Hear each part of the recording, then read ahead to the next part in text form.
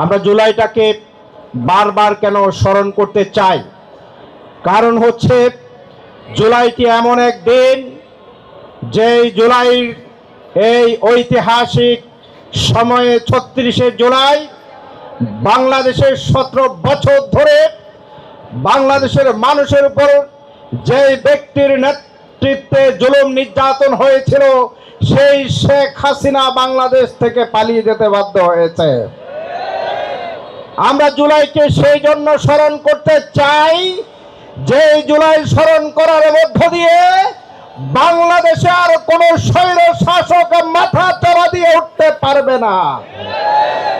আমরা জুলাইকে এই কারণে স্মরণ করতে চাই, যে জুলাইকে স্মরণ করে কোন স্বৈরাচারী আমাদের প্রিয় ছোট্ট শের ইয়াকুবকে ছাদের উপর থেকে, আকাশ থেকে বুলেট মেরে ক্ষতবিক্ষত করে আর হত্যা করার দুঃসাহস দেখাবে না।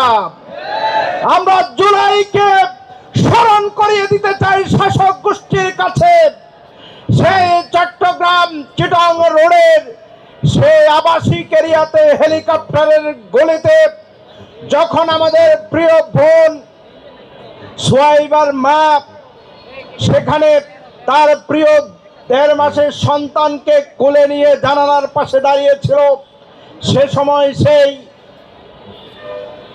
আকাশ থেকে, হেলিকপ্টার থেকে পুলিশ অথবা র্যাব অথবা বিজেপির গুলিতে সেই জানালার স্টিল পাত ছিদ্র করে আমাদের সেই বোনকে সেই দিন নির্মমভাবে হত্যা করেছিল।